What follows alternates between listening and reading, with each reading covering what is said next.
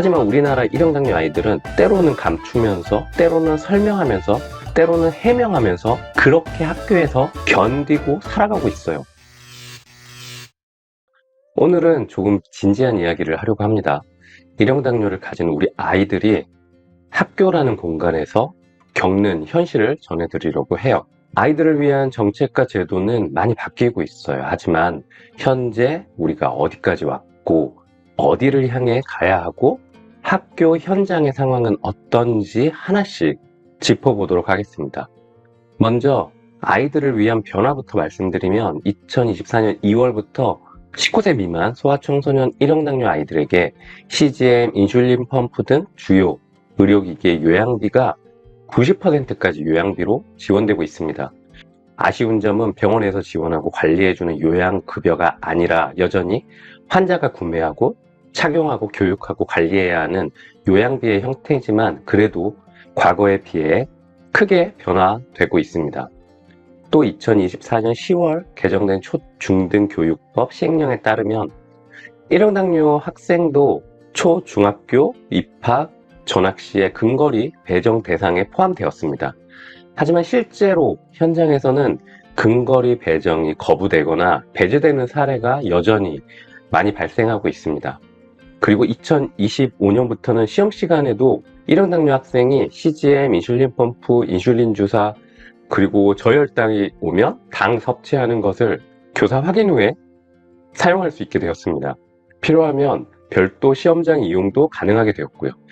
이런 변화는 정말 고맙고 의미 있는 걸음입니다. 하지만 여전히 현장에서는 많은 환우, 부모님과 아이들이 어려움을 홀로 감당하고 있습니다. 너 시계나 핸드폰에서 소리가 나. 수업 중에 사탕을 먹어? 부정행위 아니야? 이런 오해들 속에서 우리 아이들은 해명해야 되고 그리고 참아야 돼요.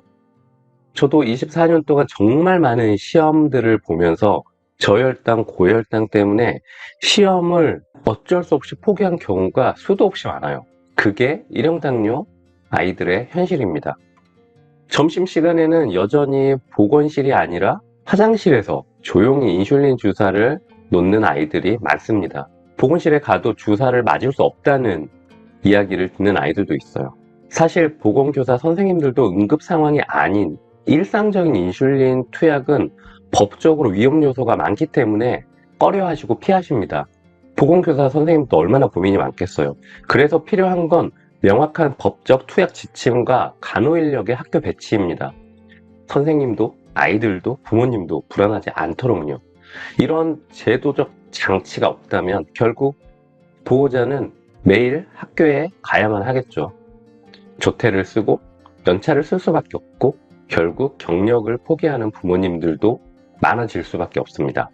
의료기기를 지원받는 것과는 별개로 그걸 다루기 위한 교육과 관리 모든 것이 여전히 가정의 몫입니다.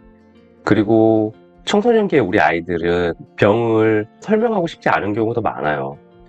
일형당뇨를 위해서 공개 교육을 하는 것이 굉장히 바람직한 일이지만 이게 때로는 자존감을 떨어뜨리는 일이 되기도 하거든요. 그래서 병을 공개할지 말지는 사실 아이 스스로 선택할 수 있게 해줘야 돼요.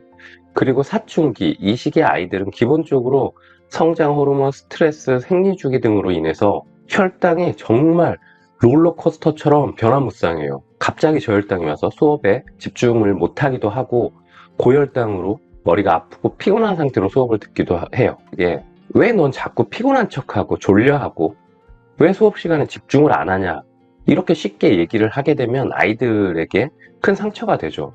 그래서 한 번 더 아이의 상황을 생각해 주셨으면 좋겠습니다.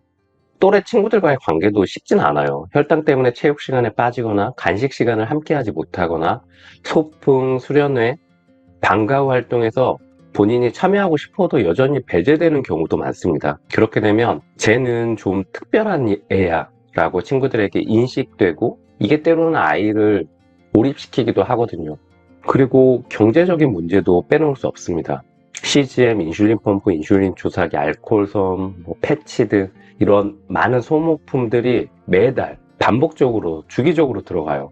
기기 지원이 늘었다고는 하지만 여전히 CGM 펌프는 성결제 후 일부가 환급되는 요양비 체계이고 아이들에게 반드시 꼭 필요한 웨어러블 형태의 패치형 펌프는 여전히 요양비 지원 대상에 포함되지 않고 있기 때문에 100% 본인 부담입니다. 그래서 경제적인 부담 때문에 보호자 중 한 명이 회사를 그만두거나 파트타임으로 전환하는 가정도 굉장히 많습니다. 성인도 마찬가지지만 일형당뇨 아이의 가정은 늘 지속적이고 구조적인 부담이 있습니다. 그리고 아직도 여전히 많은 분들이 일형당뇨를 소아당뇨라고 부릅니다. 하지만 이건 정확한 병명이 아니죠. 일형당뇨는 어린 시절에만 발병하는 병도 아니고 어린 시절이 지나서 고쳐지는 병도 아니에요. 췌장 기능이 영구적으로 손상되는, 인슐린이 없으면 생존이 불가능한 어느 나이 때나 발병할 수 있는 자가 면역 질환입니다. 그래서 자꾸 소아당뇨라고 부르고 이형당뇨하고 혼동하기 때문에 우리가 일형당뇨를 최도 부전증 같은 오해 없는 병명으로 바꾸자고 계속 주장하고 있는 거죠. 아시다시피 이 질환은 완치가 불가능하고 평생 관리가 필요한 병이지만 여전히 중증 난치 질환으로도 장애로도 인정받지 못하고 있어요. 현재 장애 기준으로는 심장, 신장, 간 등 내부 장기의 기준은 있는데 췌장은 장애 기준의 항목조차 없습니다. 그래서 장애 등록은커녕 심사조차 받을 수 없어요. 그렇기 때문에 일형당뇨 아이들은 교육, 의료, 돌봄, 재정적 보호를 받기 어렵습니다. 세계보건기구도 마찬가지고 해외 대부분의 G20 국가들은 일형당뇨를 장애로 인정하고 있어요. 하지만 우리나라 일형당뇨 아이들은 내가 일형당뇨라는 것을 때로는 감추면서, 때로는 설명하면서, 때로는 해명하면서 그렇게 학교에서 견디고 살아가고 있어요. 괜찮아 보여서 괜찮은 줄 아는 이 사회 속에서요.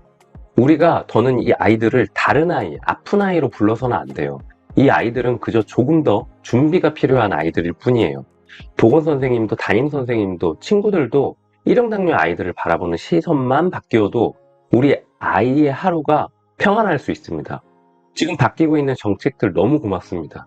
하지만 실제로 이 정책들이 작동하는 사회, 아이들이 말하지 않아도 이해받는 학교, 그걸 만드는 것이 지금 우리들의 몫이 아닌가 생각됩니다. 다른 아이들보다 더 치열하게, 더 열심히 공부하고 있는 우리 일형당뇨 아이들이 숨지 않아도 되는 학교를 함께 만들어 갔으면 좋겠습니다. 오늘은 여기까지고요.